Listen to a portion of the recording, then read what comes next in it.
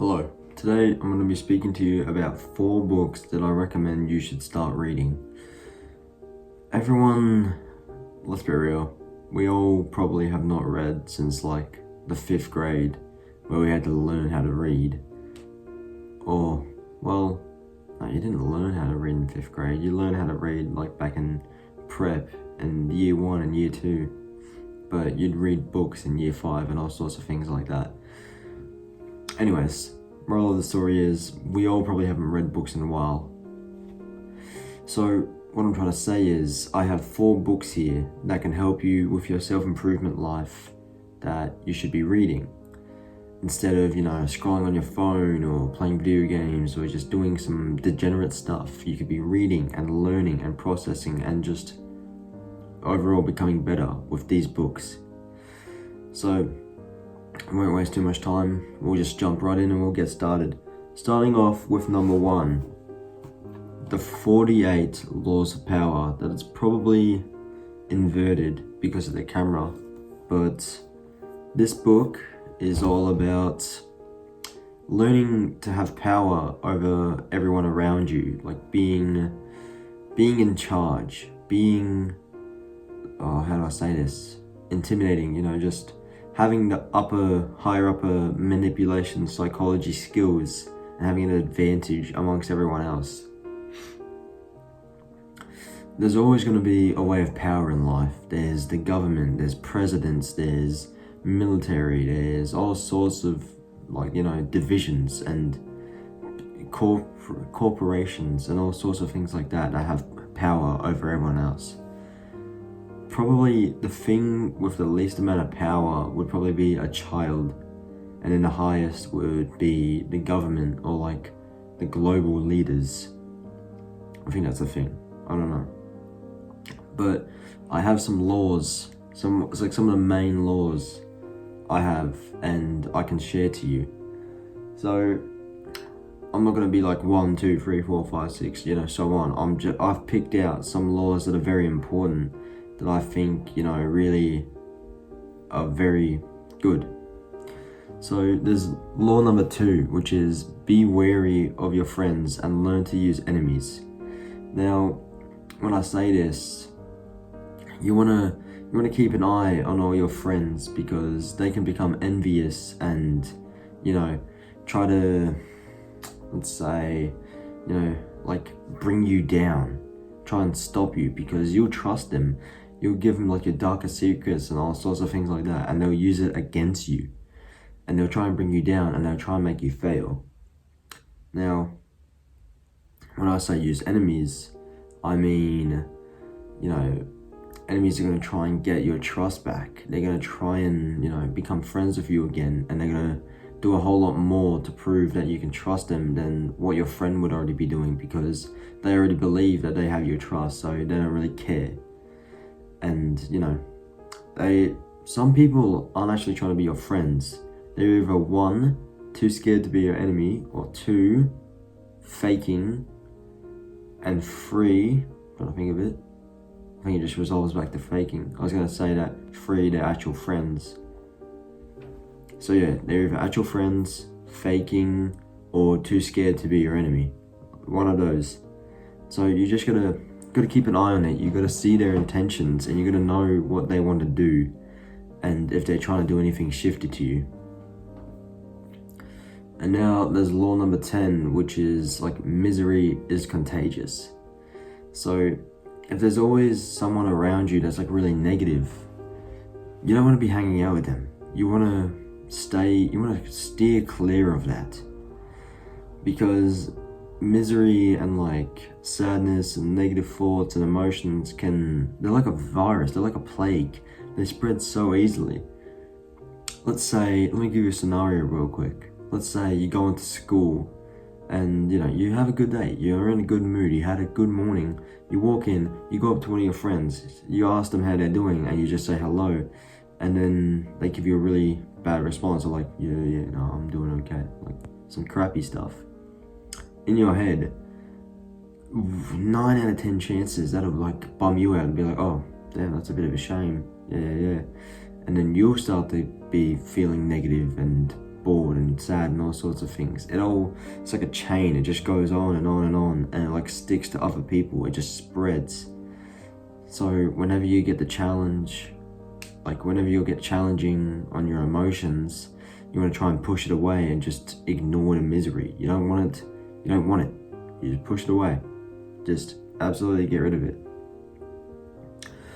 And now, number 19, like law 19, it's know your victims. So when you're attempting to like deceive someone or manipulate someone, know like what you're dealing with, so you don't, or let's say, like waste your time or muck up or stir up a hornet's nest, a little metaphor. So this is more the manipulation side of it. When you want to deceive someone, you want to know what their weaknesses are, what their strengths are, all sorts of things like that, so you know how to properly work your way around them to deceive them. So say for instance, I had a friend that is very gullible, but they have a high sense of sarcasm, like they understand sarcasm. I won't be sarcastic to them to get what I want, but I'll make them believe and deceive them because they're gullible. I just won't use sarcasm. So you gotta know what's good and what isn't good with the sort of person that you're dealing with. And now, law 23, focus your efforts and focus your energy and all sorts of things on what you care about, because energy sort of expands. When you focus on something, it becomes clearer and it just expands and expands and expands. So you don't want to focus on all negative stuff. Like I said, misery is like a plague. You don't want it. So if you were to focus on the positive things and the more important things, you'd be a whole lot better off. Now I got one more law from the 48 laws. It's law 29, plan to the end.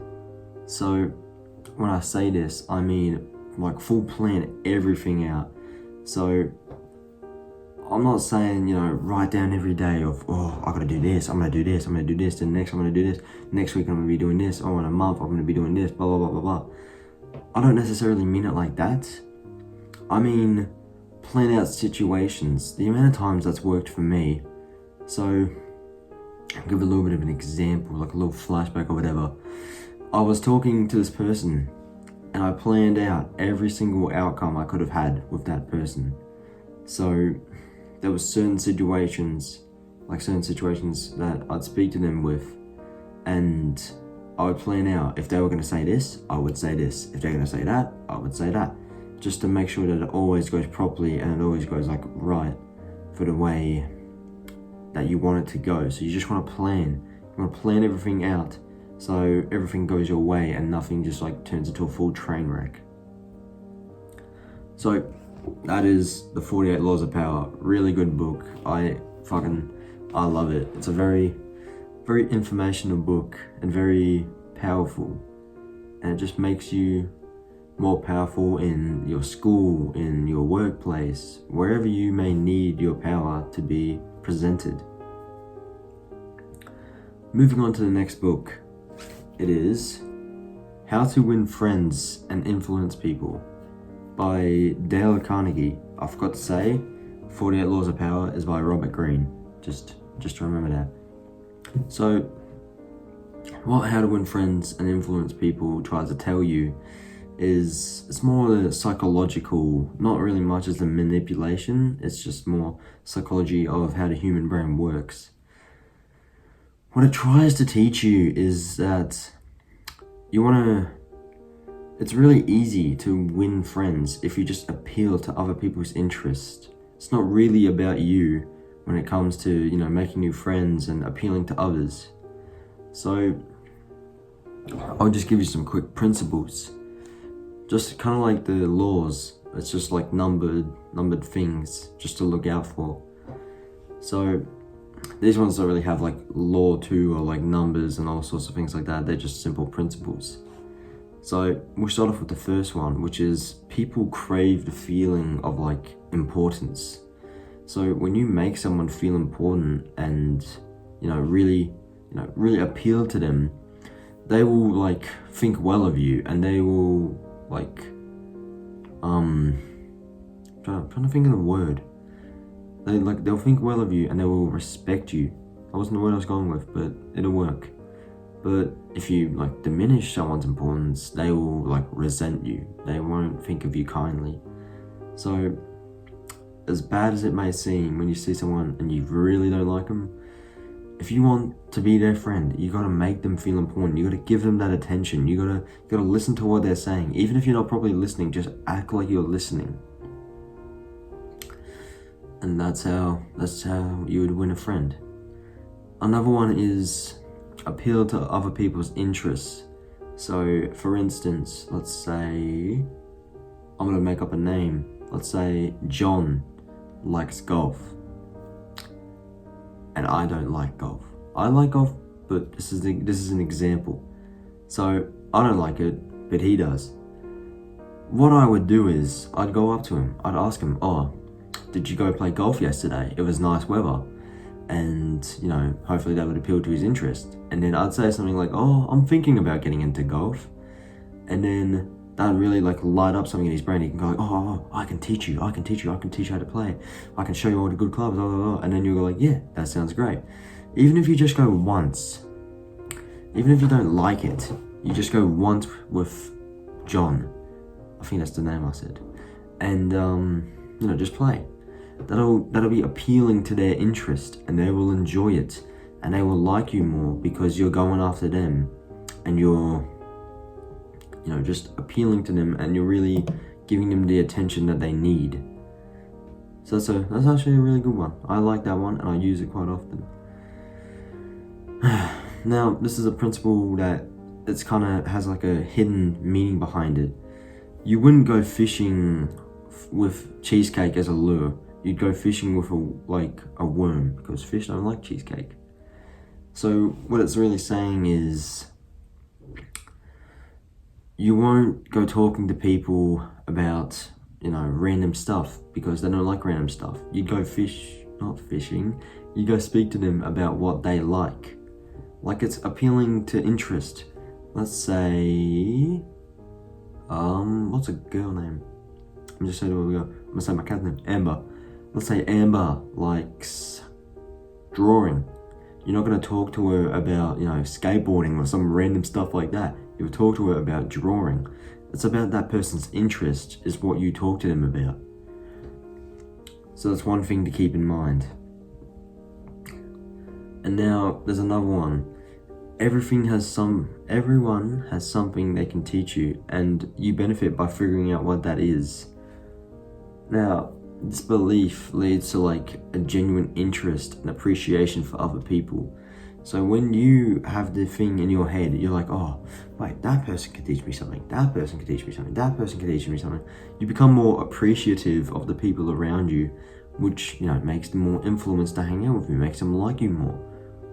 We're all social creatures. We're all meant to talk to people and like each other. So it's all really important.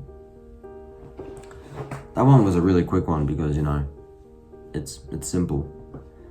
And another one is approach people with a positive demeanor. So, smile when you walk up to someone. You don't want me to walk up to you like having this face and just walking up no. That would not really give a good thing, like a good impression. You'd probably think it's like serious or scary or something. But if I was smiling at you, like, I don't really know. If I was just a smile like this and walk up to you, you'd feel a whole lot more comfortable. Unless it was like a really awkward smile, like a creepy smile, like from a creep. It wouldn't be as good. But yeah, besides that, just be happy. And when you go to talk to someone, even if you're not happy, just fake it till you make it. It's all good. And last but not least, this one is really, really important. A person's name is like gold, diamonds, emeralds, sapphires, all the beautiful, most like richest jewels and most valuable possessions to them. So for instance, my name is Aaron. If someone were to say Aaron to me, God, I would love hearing that. Let's say John. I'm like, "Hey John, how's golf going?" instead of just saying, hey, how's golf going? I can just say, hey, John. John would like that very much because I'm talking to him. He knows I'm talking to him and he's heard his name. It's the best thing someone can hear is their own name. So when you're speaking to someone, say their name. Just don't say it too much. Like if I were to go like, oh, hey, John, how was golf? Oh, yeah, that's cool, John. Also, John, I was thinking blah, blah, blah, blah, blah. Just saying John. It gets really tiring. You probably want to say it at the start of the conversation, somewhat in the middle, like once or twice, and then at the end, like, all right, I'll see you later, John. And then, so this is how a conversation would go. You go like, hey, John, how was golf? Oh, yeah, that's really good to hear. I was thinking of golf, but I don't think the weather's going to be that good. Oh, nah, John, the weather's going to be terrible tomorrow. Don't go, mate. Yeah. Oh, no, maybe Saturday will work. Yeah, all right. Well, nice talking to you, John. I'll see you later. Done. That's all it is. So yeah, people like their names. So that is How to Win Friends and Influence People. Our next book, Can't Hurt Me by David Goggins. I swear everyone has heard David Goggins, or at least he's iconic. They don't know me, son. Who's gonna carry the boats and the logs? I am, motherfucker. He's a very inspirational person. And his book is all about challenges to, make an unbreakable mindset and just master the discipline and power in your head. Now, his first challenge is like face your bad hand. So, when you grow up, your life circumstances can affect your development and growth and all sorts of things. Now, when I say this, I'm thinking you can be faced with a good step towards overcoming additional challenges when you realize that you had some sort of circumstance that was not good for you. And there's many ways you can do this. You can have a journal. You can ask yourself questions to jog your memory, to make you be better. You can ask yourself, what difficult circumstances have I gone through that I faced growing up? Because then you realize how strong you really are. And let's say, I'm gonna make another random example. Let's say for David, he went through Hell Week 3 times, and he only got through in the last one because the other 2 he failed. That's something he can have in his head. He can go man, I went through Hell Week 3 times. I'm a goat. I'm strong. Blah, blah, blah, blah, blah. So you just want to find some bad circumstances that you've dealt with in the past and use them to your advantage. And number 2, he talks about some sort of thing called an accountability mirror. So what that really is, just you have a mirror and you can have sticky notes and paper on it telling you your goals and things that you've said to yourself and all sorts of things like that to keep yourself accountable, to keep yourself working hard, to keep yourself going. So basically, it helps you, work towards your goals and break them up into manageable steps and offers a visible reminder and something that can actually be achieved. So you want to take this and use it as an opportunity and write down all your goals and your dreams and then, break them down and really find whether they're actually, able to be done or not. And of course, you can do anything you want. You can do any dream you aim for. There's this one quote that I think I've already said in another video. Nothing good ever comes out of comfort zones. That's one thing I always keep in my head. And it's just, you gotta come out of your comfort zone to grow. Mentally, physically, emotionally, everything. It just helps you grow.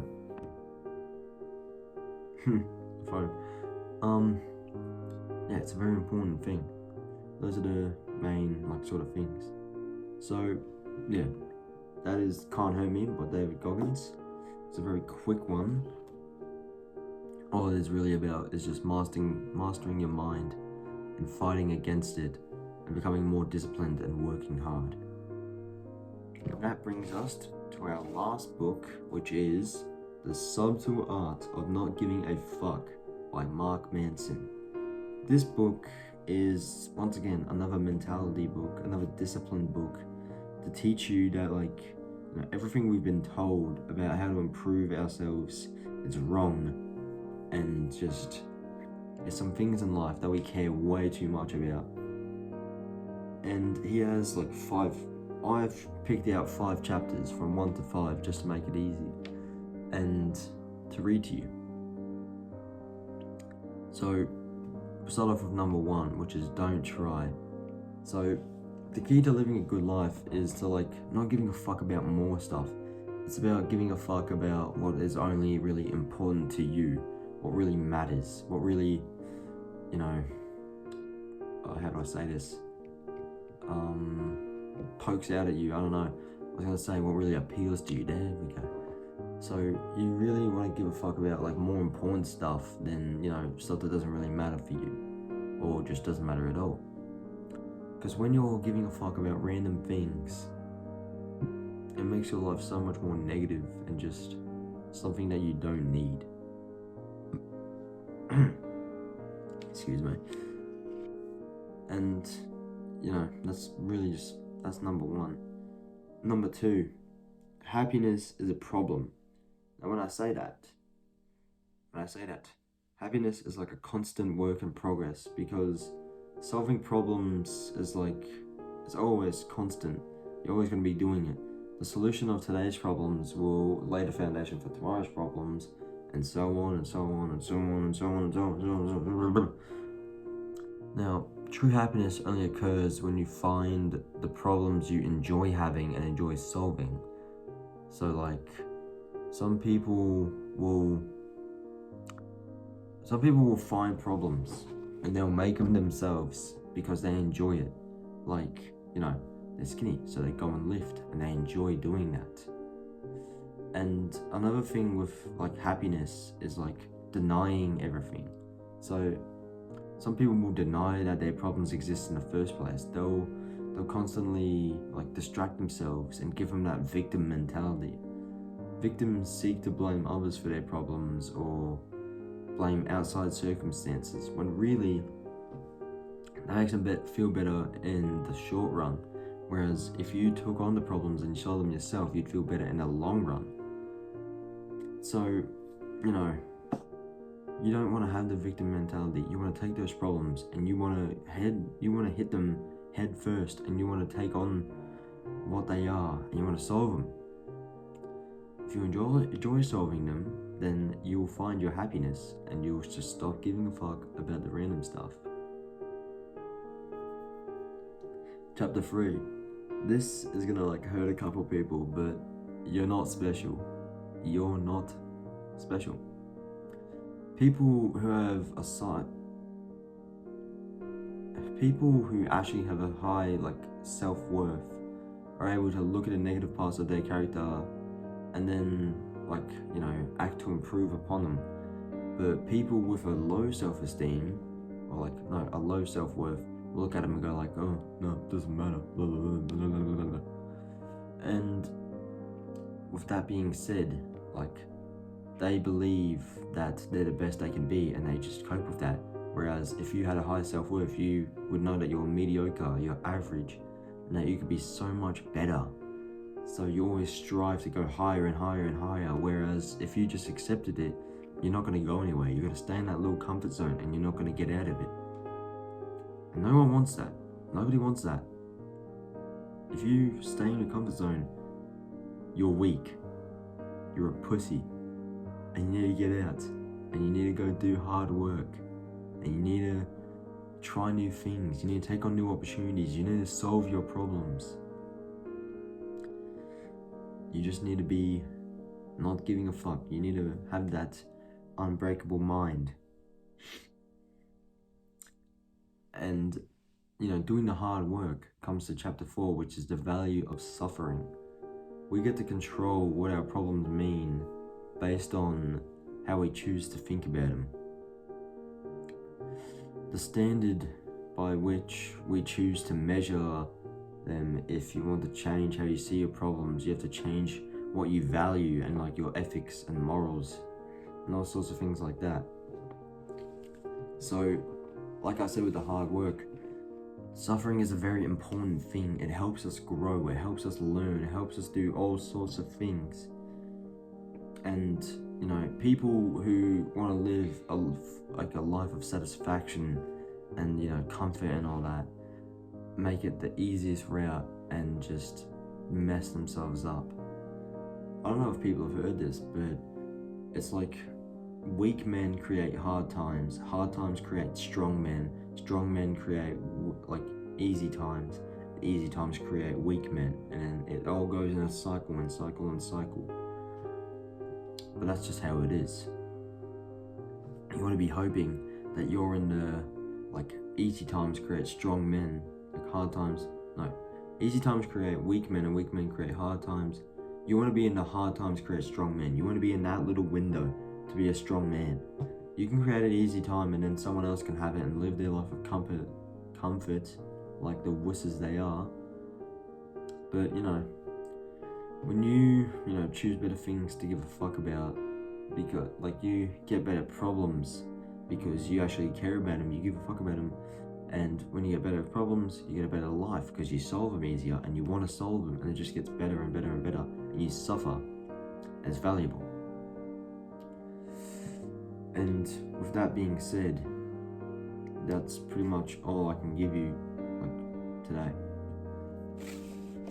Having a quick summary of the book, it's not going to get you too far. It'll just get you a brief understanding of the book. You're going to have to read them yourself to fully interlock everything into your head. But you can have a little push in the right direction from me telling you what the books are and what they give. So, make yourself 1% better every day, and I'll see you next time.